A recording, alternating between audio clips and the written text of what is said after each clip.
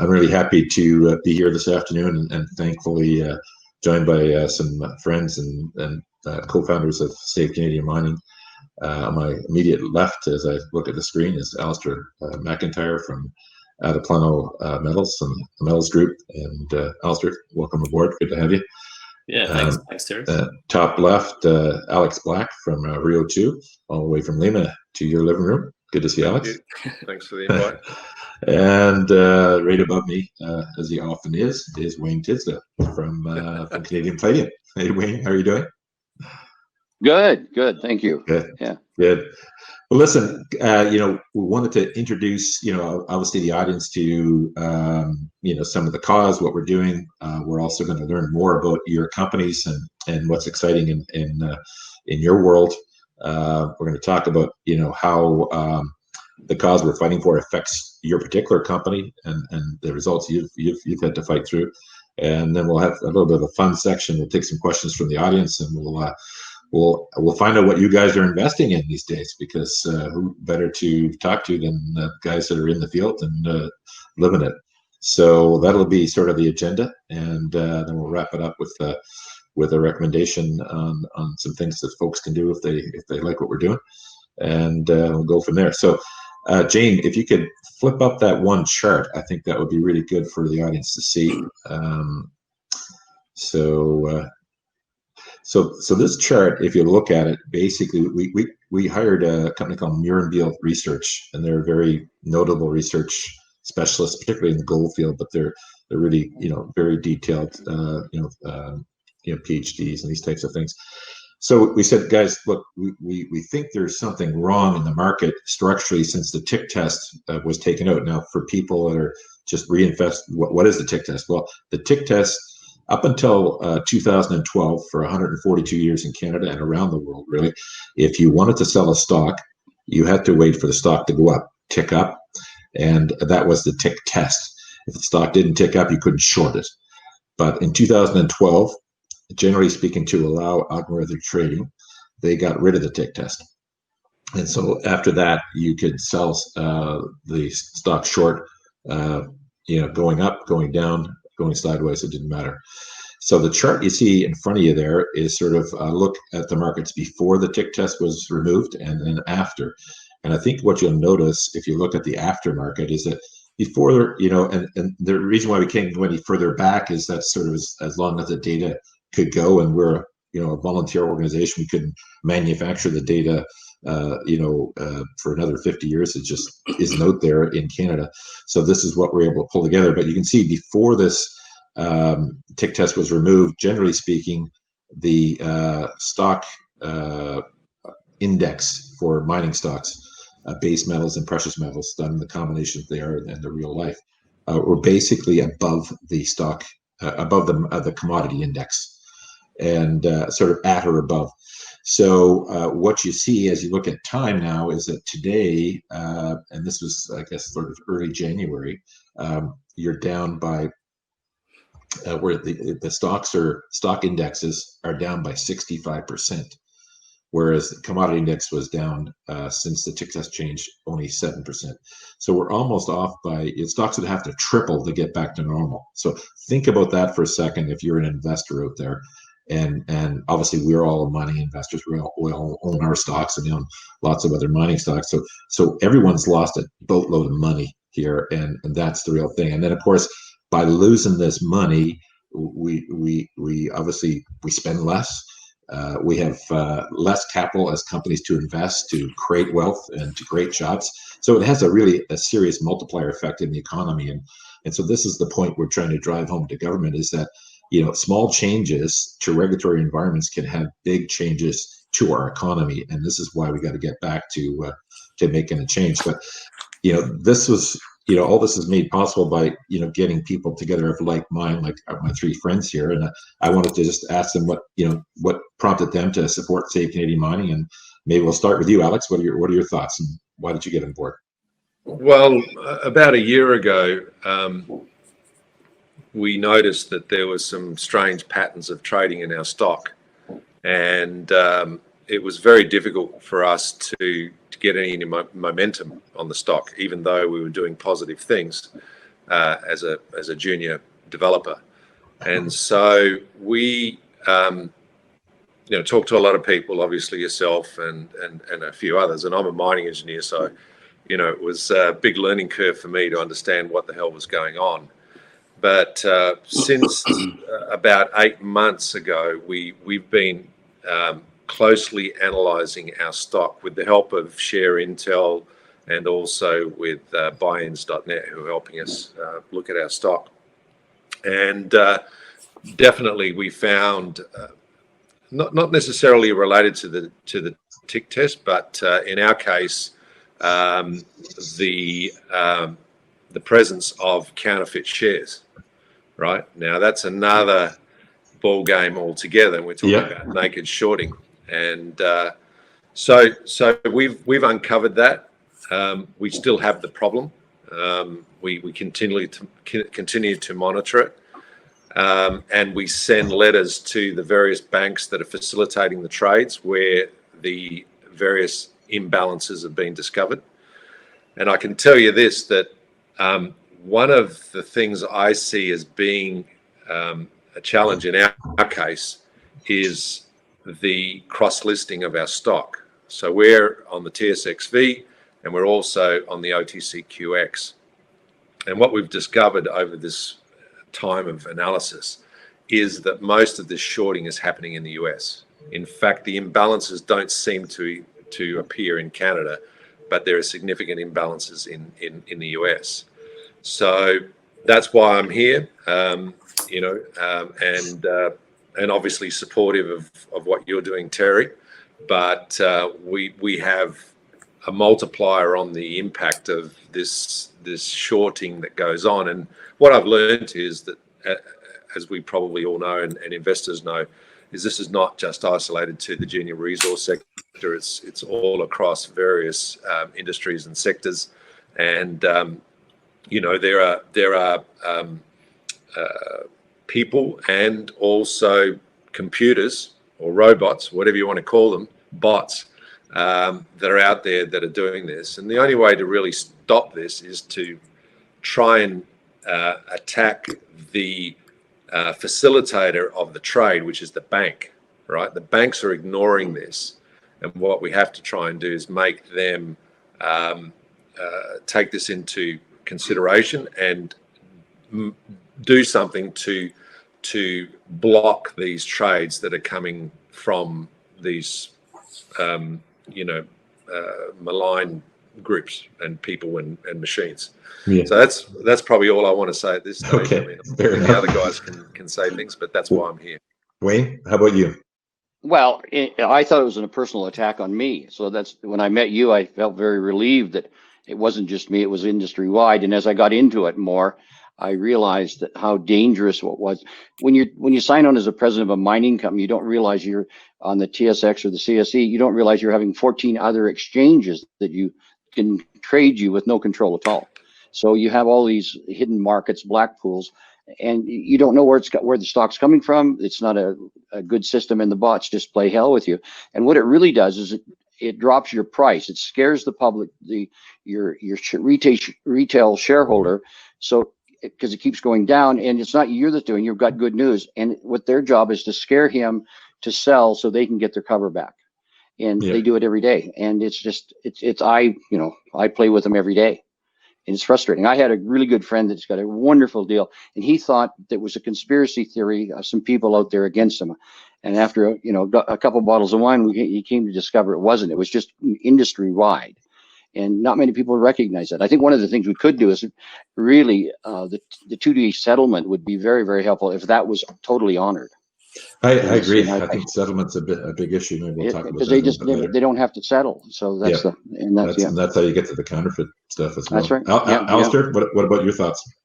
Yeah, well, I mean, the guys, Alex and Wayne, have touched upon a lot of the issues that we see. I mean, the junior side of the market here, it doesn't necessarily have the greatest liquidity, and sometimes in many cases it can be a bit fragile. And we as leaders of our companies, spend a lot of time in the market. We promote our stock, if that's the right word to use these days. But we're out there. We want to get our good news or get our story out there. We're raising capital, and it's frustrating when you do all that work, and then basically you get times when you have perhaps not a lot of news flow.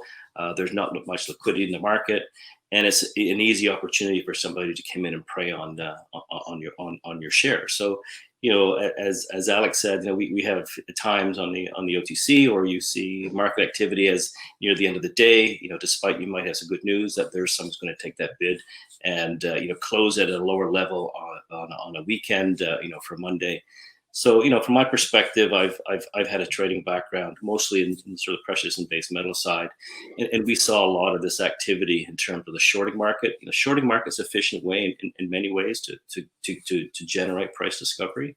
But the real challenge here is, where is price discovery with the juniors? Because there's not the same liquidity that you see in the big board, or perhaps even with the sort of broader markets that are out there. Can I counter on that, Alistair? Because I know what you're talking about, illiquid stocks and junior stocks. But look at us. We've got about 190 million shares on issue. About 50% of those shares are in long-term holders' hands. So let's say we've got 100 million shares out there. For a junior company, we trade on average about 700,000 shares a day on the venture exchange, and we trade about 250 to 300,000 shares a day in the US. Now, a lot of those trades, a lot of the sales that you see are ITG, which is a high frequency trader out of Florida, and also anonymous. I mean, obviously people can trade and not disclose who they're trading through. But all I'm saying, the reason I'm saying this is it does work against a highly liquid stock like ourselves. And if you look at our trading, particularly over the last little while where we've gone sideways, hundreds of thousands of shares a day, but it just gets pushed. We start off high in the day, and then right at the end of the day, you can predict that we're going to close at the same price or a little less than the open. It's really interesting, and so it does happen to liquid stocks as well.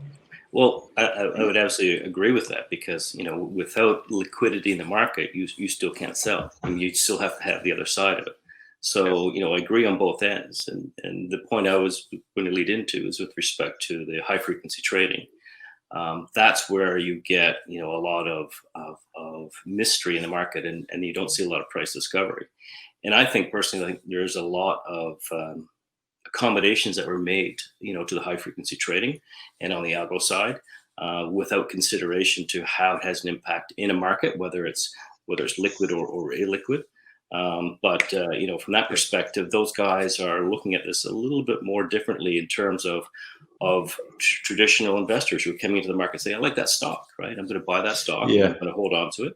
They look at it from the perspective of, okay, where's the thinness? Where's my ability to move a market and cover my position? And I think the regulators have kind of lost it on that. And some of the work that we did previously, I was working with the Hong Kong Stock Exchange, who acquired the London Metal Exchange, and that was in 2012. And there was a lot of issues around the liquidity of metal pricing, and at that time was when they had algorithms coming in, and they had a very difficult time with the ability to keep liquidity in metals prices, but they resolved it through regulators. And I think we're in the same situation that, from the algo side, I think that's where you've got your biggest concern. Now, sure, you've got guys who've got margin positions and borrowing shares and going short. But I think in terms of how we address this market, I think we should be spending a bit of time to figure this out.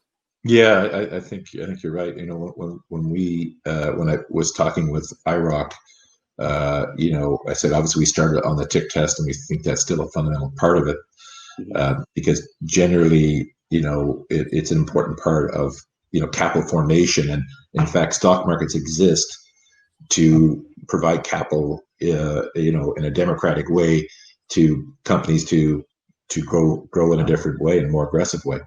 and that was all part of it. The algorithmic trading, that the promise was enhanced liquidity, reduced transaction costs, all that stuff. Well, that hasn't really worked out. It's really worked out great for the algo places, but not so good for the pension funds or the individual investors. I would say that's been our observation. If you're an exchange or a bank, these guys are a ton of your transaction volume, and so people are listening to their customers, but they've lost the plot, I think, somewhat, and that it's about creating real companies and real capitalism, and moving on. So while we focused on the tick test, I think Wayne hit upon earlier a point about the T+2 plus 10.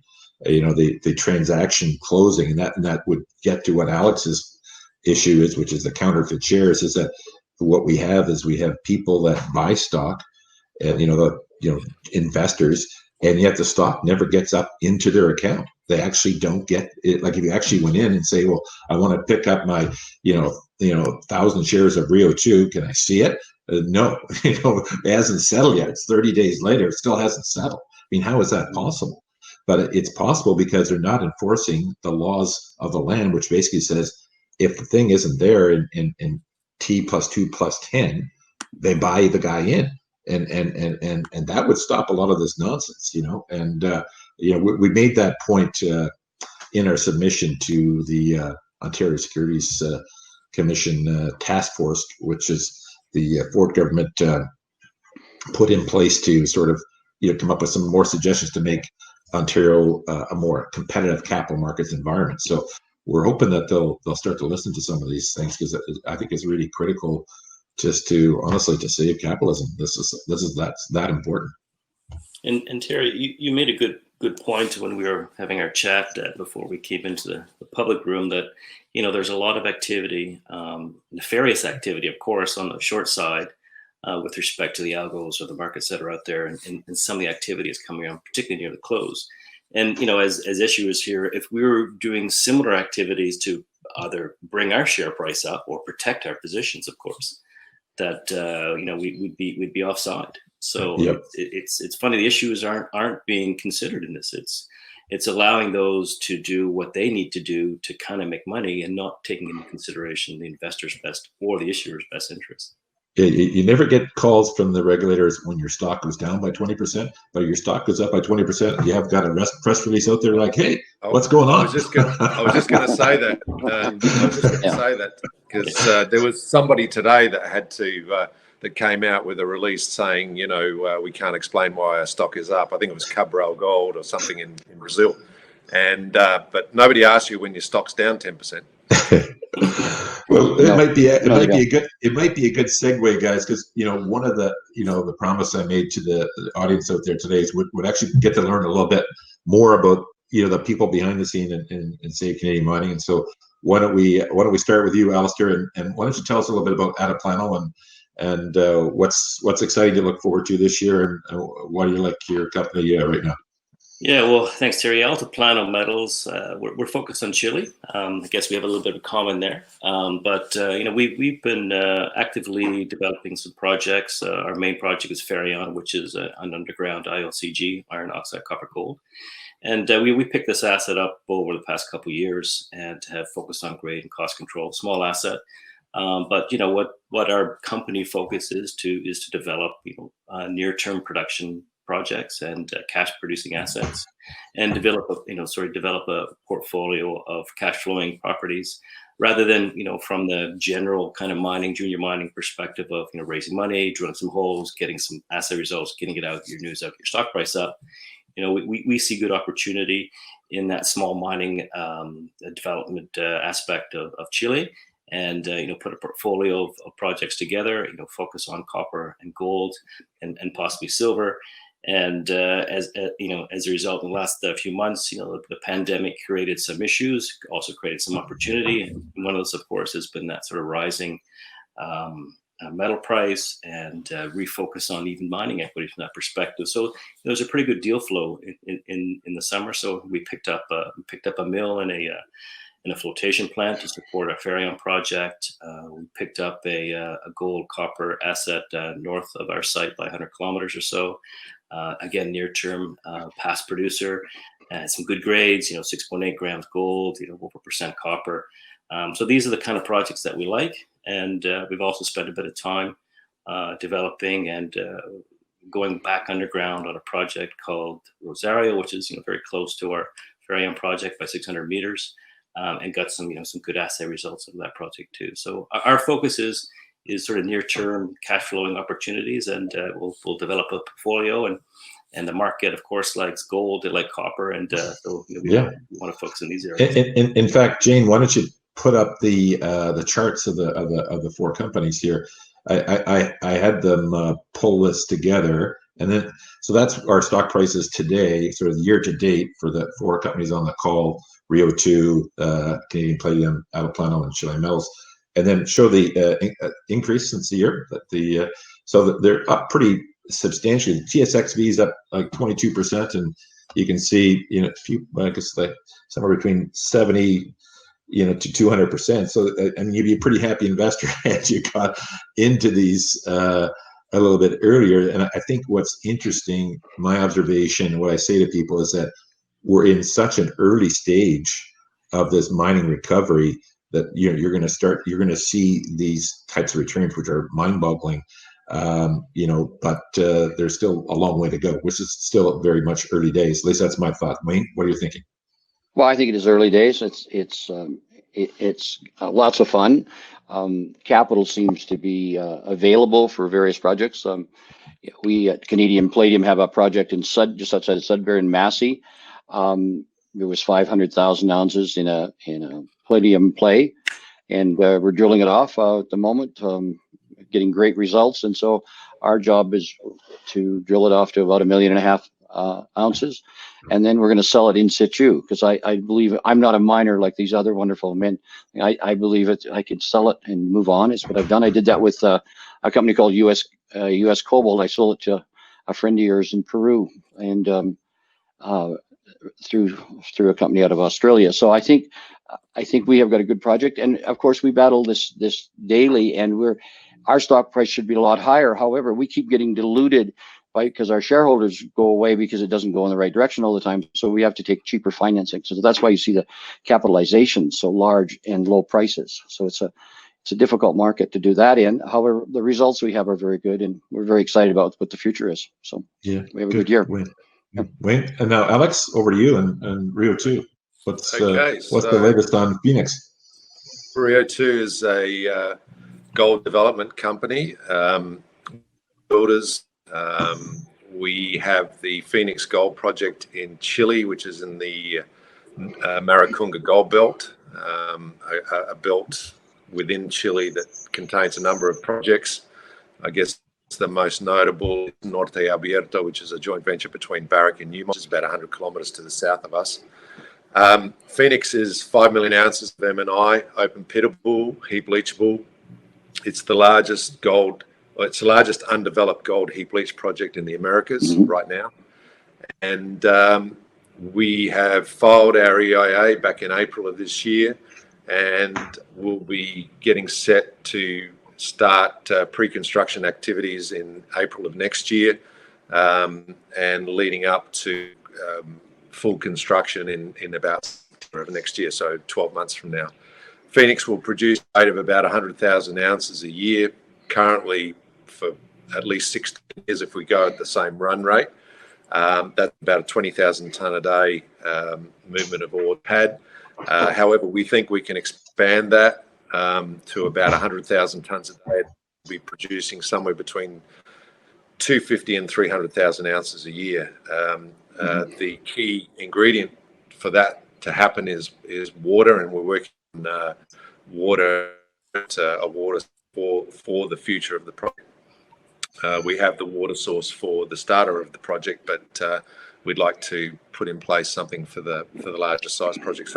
So we're on a trajectory to build a mining company. Rio 2 was born from Rio Alto, where we built 2 gold mines here in Peru, La Reina and Shahuindo, which are now owned by Pan American Silver. who I think are going to change their name to Pan American Gold pretty soon.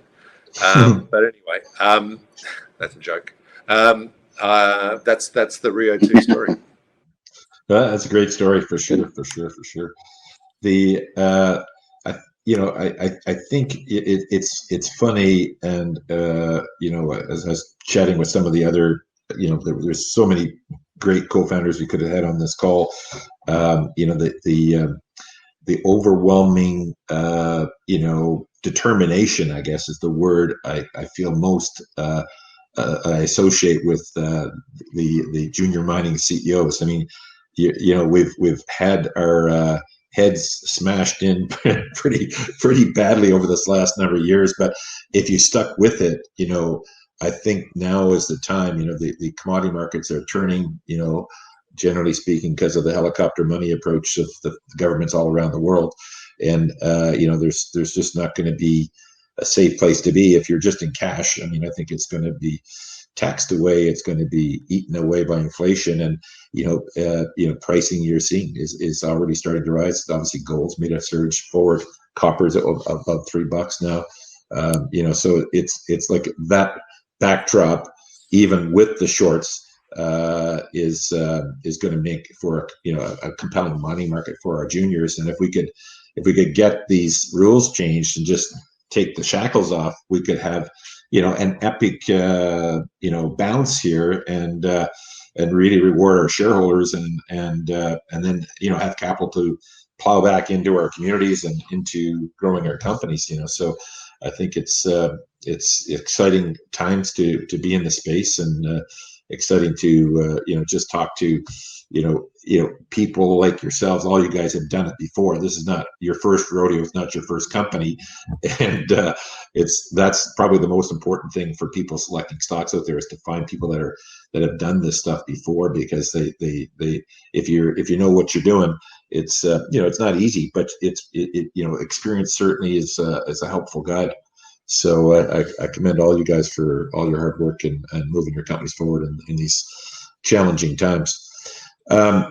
As we move further forward in the agenda, I think one of the things I wanted to talk about was, in particular, if, as we take this, to the government and press them to make changes, I wanted to say, what would be the one change, Alex, that you'd like to see right now, that, in terms of the regulatory environment? What's your big get that we should try and get for you? Not making the change that you want to make, but getting the attention of bodies such as OSC and the various securities commissions that we have in Canada are the key, because they've got to play into it as well. I mean, what I've been seeing to a greater extent, and all the research I've done, is them turning a blind eye to most of this. And your challenge in campaigning for this is to try and get them to recognise this as a problem, and to put in rules that make sense to cover up. So I think that's the biggest challenge, is getting the buy-in from the commissions that oversee this. Yeah. And that is our phenomenon is greatly in the US, but the SEC have definitely turned a blind eye to this stuff. And so, that's the problem. That's the problem. Yeah. How about you, Wayne? What are your thoughts? That's what they got to do, right? Well, I think you're doing it. We're moving forward. We're getting a lot more attention. I think one of the things I'm going to try to do in this is get more mining companies involved and more people to understand it. I would say probably 70% of the presidents of the mining companies on both the TSX and the CSE don't realize what's going on, and so it's the education process to them, and it's becoming quite aware. And I think we're getting a lot of support. And I agree that with Alex, you got to go back to the governments and the agencies and push on them. And you're doing a great job. So thank you. Yeah. Alistair, what are your thoughts? Yeah, well, I share the sentiment of the other guys. I mean, this is down to the regulators, and of course they like to set the rules. They don't like to be told that the rules may need to be changed, because I think what we're seeing here is that there is a pattern that, in this particular environment, and with respect to our, call it mid cap or micro cap or small cap, however you want to classify it, it's relative to other sectors in the industry as well. They're suffering because of it. And then I think the regulators have to understand that as issuers, they should also be looking at how we are protected. It is important, of course, for the investors to have a very opaque and primarily transparent regulatory body to be able to operate in, and that's very important from the regulator's perspective. But when there is a scenario where there's a gap and people are able to take advantage of that, and even use the words arbitrage it, that there's definitely a problem, and they need to address it. Yeah, I agree. Well, listen, it might be a good time to slip out to the audience, and I see there's some questions out there. So Steve Sims asks, what was the rationale to remove the tick test? Well, that's the scary part. It really wasn't. It wasn't like they purposely, tactically said, "Hey, let's kill the tick test because it's not doing its job." It was an inadvertent casualty of basically. My understanding was they were determined to bring algorithmic trading in. I don't know whether algorithmic trading first started in London or New York or Hong Kong, but it started in one of those spots, and then every other jurisdiction had to match. So I don't know. In my mind, that's probably the biggest mistake that the capital markets made, because that the promise of algorithmic trading has never really materialized in my mind. It's certainly, hey, if you're into multi-billion-dollar stocks, maybe $5 billion and up or something like that, maybe it makes sense there for some liquidity reasons. But for capital formation needs, for I'm talking right up to a couple billion in market cap, it's destructive. I will not believe that it's a product thing, and so it was bought in. It doesn't enhance shareholder value. It doesn't create value for companies, and it's but that was the tick test. Just back to Steve's question, what was the rationale? It was an inadvertent rule change. They basically said we didn't have the trade-off, as I was told, was that in order to allow the exchange TSX to have algorithmic trading, OSC said, well, you got to be competitive. You got to have competitive exchanges then. And so they said, fine. So that's why we now have 14 exchanges, which is another big problem. And then of course, how do you tell what was the last tick? Because you're on they're trading Altiplano metals or Canadian palladium on 14 different. So what was the last trade? The technology didn't exist for a consolidated tape, or they didn't seek to put it in. I'm sure they could have organized it, but they didn't. And as a result, they said, oh, we don't need it. So they had some, as I recall, some study that was done on the Russell that said shorting stocks was not a problem, and so they got rid of it. And of course, if you compare the Russell to the microcap mining market, is the height of ridiculousness. I mean, it's it's bizarre, but that's the theory. So that's why that happened. So we're basically collateral damage on this whole. We're collateral damage, and that's when I go in and I talk to the regulators, and I don't really, honestly, the regulators take instructions from governments. Okay, they don't like it, but that's what they got to do. I mean, from the banks. Yeah, and so I'm not really negotiating with the regulators, because they're not gonna ever decide in our favor. Forget that. It's not that they're against us. It's just that they don't like changing rules. So you're going to have to get the government on side. The government has got to be concerned with individual investors and creating jobs. And I believe that they are, and I believe especially that the Ford government is, because it's a small conservative government. They want to create jobs, and they want to get people back to work. So this is our pressure point. We got to get government on side to say to the OSC, we want this change. The OSC then will instruct IROC to make the change, because it's not like the way we looked at it, because we were a small organization when we first started. It was just me, and then Eric came involved, and then you guys. It was like, we can't lobby everyone. And the point of the matter is, if you can't get Ontario on side, then you're doomed, And Ontario, if we can't get a conservative government in Ontario to support this, which is pro-business, pro-jobs, pro-development, what are you going to do? You got to start there. So if we get there, do I think Alberta and Quebec and BC will come along? Absolutely, because it's going to create jobs there too. So I think it's also an important distinction, although maybe perhaps some of our assets are out of Canada or companies appear to be out of Canada. The important thing here is that we are all raising money in Canada. So we are basically the people who are basically investing in our companies and trading our shares on Canadian exchanges at TSX are Canadian investors. So it's important for them as well, not just us as issuers, but those who are investing in our company basically want the confidence that they have liquidity, that they can get a fair price, and they have a fair shot of seeing the markets move in their favor. Fair enough. Barry Bradford has a good question. He asked, what is a counterfeit share? Barry, I'm going to turn you over to Alex, because Alex is going to be able to explain this very well, because I know he knows it cool. Alex?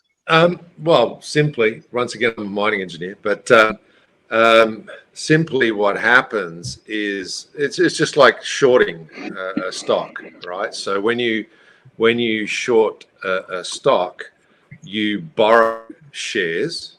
And this is something very important. If people have shares, they should instruct their broker not to allow those shares to be lent out. Right? Totally. Yeah. Very important. 1,000%. So everybody that's listening to this presentation, ring your broker and tell him not to lend your shares out. That's the point. Yeah. So you borrow shares, and then you've got a period of time the period of time, the 10 days, et cetera, that Terry was talking about a minute ago. You've got to then find the shares and return the shares, right? Now, what happens on naked shorting is that are fabricated and they're bought and sold. I mean, that's what it is. And as Terry said, you could be involved in buying and share, and then you turn around to your broker and say, now, have you received the certificate for that group of shares? And he may not be able to get it for you for a long, even ever. It's crazy. That's. Terry, would you? Yeah, no, I agree 1,000%. And I guess the scary part about counterfeit shares is that it gets into, when you get into proxy battles and the like, all of a sudden you've got really, in many cases, we've seen, there's 130% of shares are outstanding. So who gets the vote? And that can literally decide who gets to run a company, and that's a practical problem. And what they don't get, and it's like, you think about it in any one of your stocks. Imagine if there was forced buy-in for 30% of your float, Wayne. Your stock would be $2. Okay, that's right. So and the challenge is, who's got the risk in that? It's the broker who's got the risk. Okay, and who's ultimately who's going to be looking after the broker? It's the citizens, because that's what happens when the financial system goes down, is people have to get bailed out. So the scary part in my mind is that the regulators are just have let this very dangerous practice go on, and unwinding it is going to be sort of scary in my mind, because it's like, they need to, these we know most of the shorting is from hedge funds offshore. That's a statistical thing. You can find that out. And they put up enough capital, when you do this, when you short a stock, you have to put up 100% of the stock and 100% of the capital. But with the stock starts to move against you, if you actually had to physically deliver, that could get eaten up in a heartbeat. You look at the best, what people, the audience would recognize right now. Look at Tesla. Tesla basically was a short squeeze that drove that stock through the roof. So you can see what can happen to valuation. And imagine if your broker has to buy in and cover that loss. A lot of these guys would be wiped out. So that's the scary part for me as a capitalist. And I see that and I say, Jesus, what are we going to do? Because that's terrifying. I don't know. What do you think, Wayne?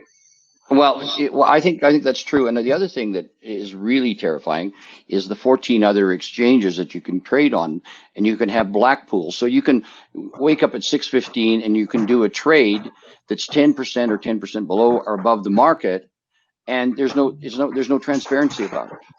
There's no reporting issue. It doesn't show up on your screen. Nobody knows it. And so people don't realize. And the other one that I would get rid of is this thing called anonymous. I mean, who is anonymous anyhow? And so it's a way of people hiding out of where they're selling. We should have total transparency and be able to, and that's the fair thing for the shareholder. Yeah, We had I agree. And that's the one I think we should get rid of all that and just go back to the basics, run the TSX, and here was our we're trading. Here's the banks we're trading with, and no, one of the reasons why TSXV and Brady Fletcher is a supporter of Save Canadian Mining, and I think they weren't initially not to Save Canadian Mining, but initially they obviously were.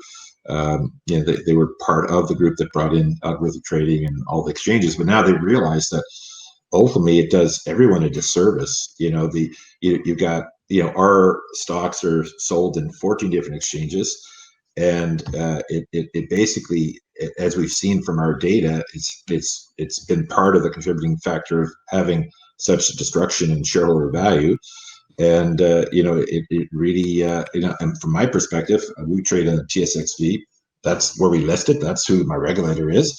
I just want to trade there. I don't want to trade anywhere else. And then it'd be damn simple for the tick test to be reinstated. And I just, it's like, let's get back to common sense here. I mean, this financial engineering for the hedge funds, how does that win votes? Because at the end of the day, that's we got to sort of face the facts. Politicians, but it's big business. I think my research, the business or the dollars involved in naked shorting around the world is trillions. It's trillions of dollars. Trillions. It is trillions. So that's the issue. Yeah, you're fighting, a money movement. Right. Yeah, no doubt about it. I guess all we can do is to try and bring that it's all about transparency, and we need it's not as transparent as it should be. It's transparent on our end. Let me jump in there. When you agree. Go ahead. Go ahead, I agree with that, and that's what the exchanges should be doing. That's their job, is to provide liquidity and transparency. Yeah, that's all. You can't do that. Like, what's going on?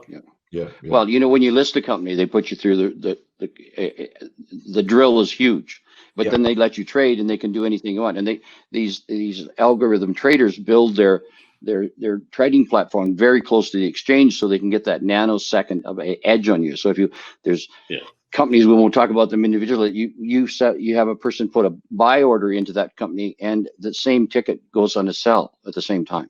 Mm-hmm. So it's already sold to you before it's even hit the exchange. Yeah. And it's just not transparent. And that, I don't think we live in a world that's not transparent. And that would be good if we could push it. And I think that's a good piece for the government. Yeah. Be that transparent government. Yeah. So because we're sort of getting towards the end here, I want to get to a couple more things. I guess from on a positive note, the part of the recommendations in the first go round was they did come out and say that in terms of the predatory short selling, they were going to say to people that if you are selling stock, you can't buy the stock in the offering, can't cover. And I think that'll be it won't, it's not the be all end all, but that'll be a helpful step. It shows they're listening. We got to get more. Because we're both, from a commodity side of things, I don't think we could be positioned better than we could have the mining boom of all time, and everyone, the stocks could really do well if we could sort of fix up the get these impediments out of our way. Then we could really rock and roll. Speaking of rock and rolling, and what we're investing in these days.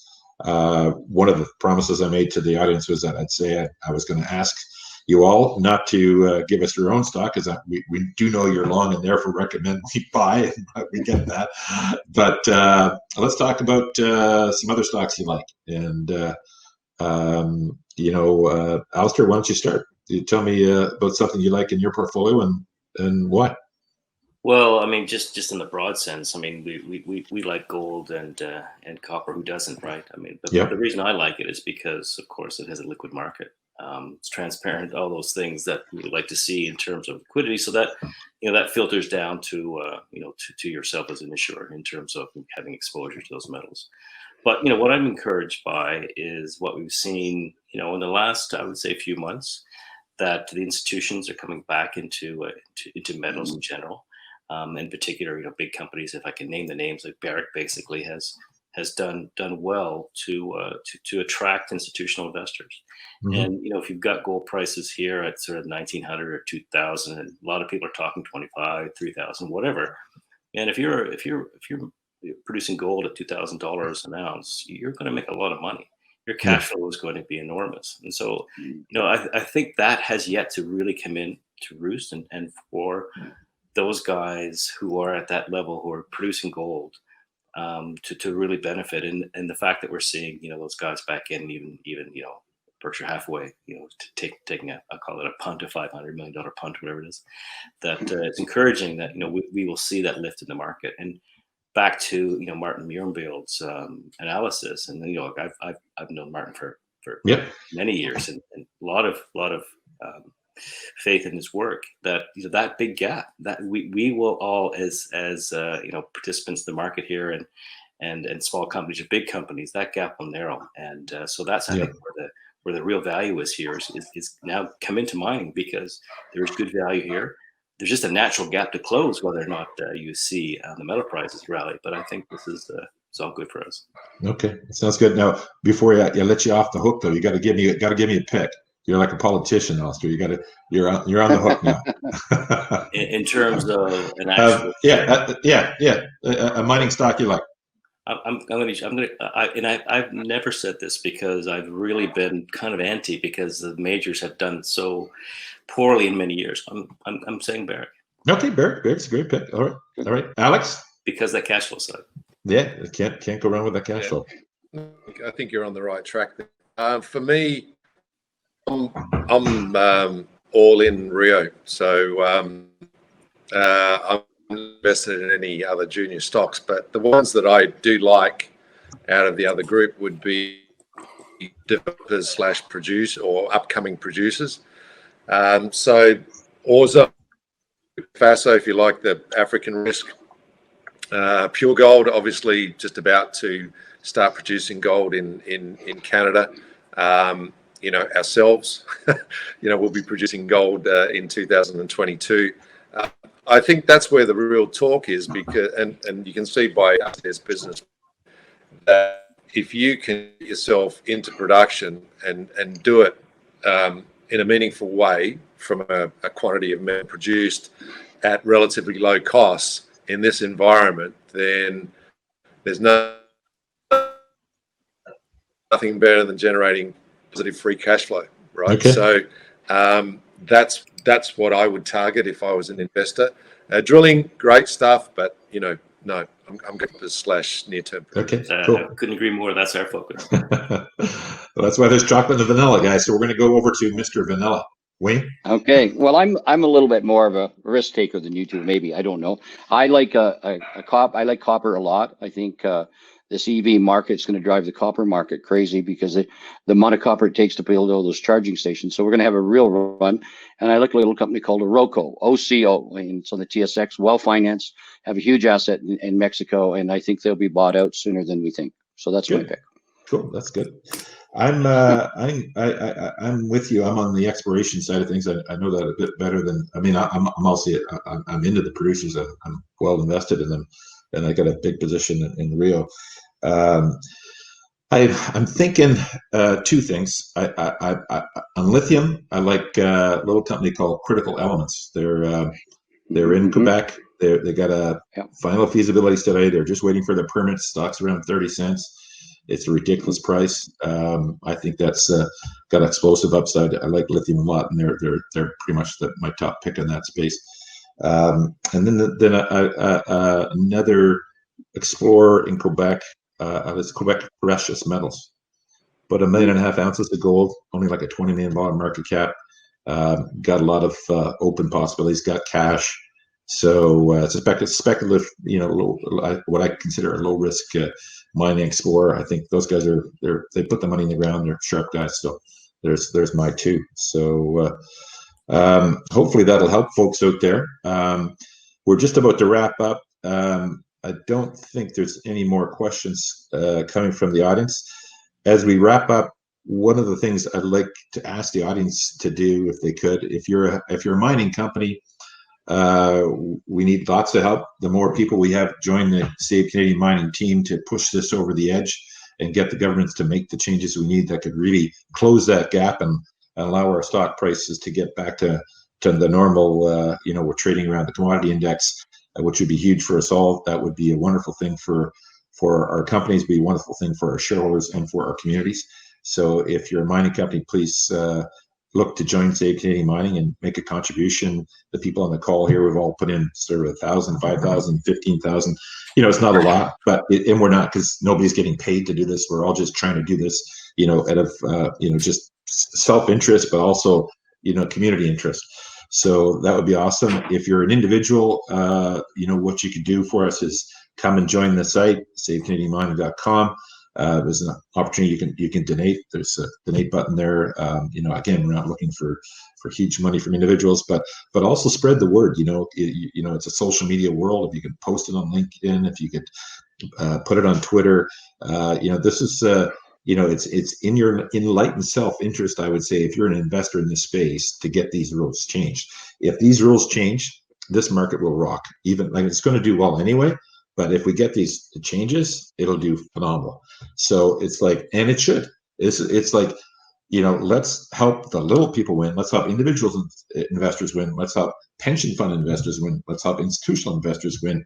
Let's help companies grow. Anyway, gentlemen, I really want to thank you all for coming and sharing your thoughts and your ideas and what's exciting and happening in Rio 2 and Canadian Palladium and Alpine Metals. And really looking forward to following those stocks the rest of the year, and wishing you all the very best of luck. And thanks to the audience for listening and supporting the cause. And we'll look forward to seeing you in 2 weeks. And 2 weeks, we're going to have another roundtable. It'll be on the precious metals, and so gold and silver. We'll have some, I think, some big guests.